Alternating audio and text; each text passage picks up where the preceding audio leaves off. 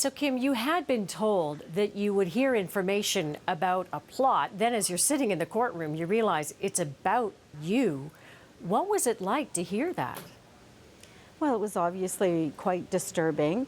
It's not directly related to the evidence in the murder case, but this witness who has done many things himself while he was in the United Nations gang was sort of disclosing his criminal past. And as a result, he laid out details of this plot to kill me that was apparently underway back in 2011. Why did they want to silence you? Well, they said they didn't like what I was exposing about their gang. They felt that I was giving intel, if you will, to their rivals. I also have this blog where I post my news stories from the paper and I allow people to come and comment. And what was happening, some of it, beyond my knowledge, was rival gangsters were going on there and anonymously kind of calling out others or posting information to throw police off. So it was quite a fascinating glimpse journalistically into what was going on at the time, but obviously I didn't like hearing the details about the efforts they made to come after me. And give us some of that detail. What did you learn about what they had in mind and the efforts that they were taking to figure out your comings and goings? Well, the United Nations gang leader at the time, Connor DeMonte, he's the man who's now a fugitive, apparently got a hold of my land title, so he knew where I lived. He passed that along to this witness, who I can only call Mr. C, because there is a ban on his name.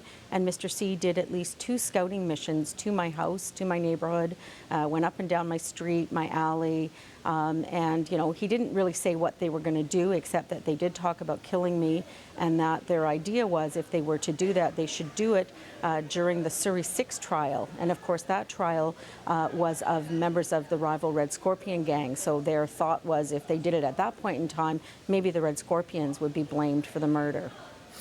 You had known about this for a little while, hadn't worked it into your daily reporting of this trial. Why did you decide to reveal this, I guess, this week? Because no one else, journalistically, was in the courtroom when this came out. No, that's right. I mean, there were sheriffs, there were prosecutors. We had some chats about it at the breaks, that's for sure, because I guess they understood that it was quite troubling for me to be sitting there hearing that. But, after talking to my editors, we realized that this is something that is important for the general public to understand, that journalists can still be threatened in Canada for the work that they're doing. So we figured out the best way to do that. And it ended up being me writing this first-person piece, which I don't normally do, but, I'm glad that I did it. I've had very positive feedback from the general public. Why is it important, you believe, for people to understand that journalists in this country can be intimidated, can feel threatened? Well, I think that we as Canadians, appreciate the fact that we live in a peaceful country, that we have these democratic institutions that we don't think are threatened.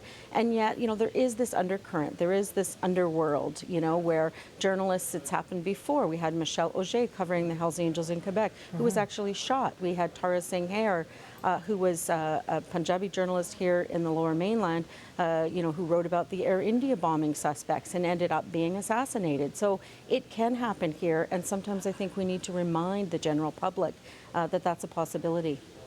Kim, thanks for talking about it. Appreciate it. Thanks for having me on.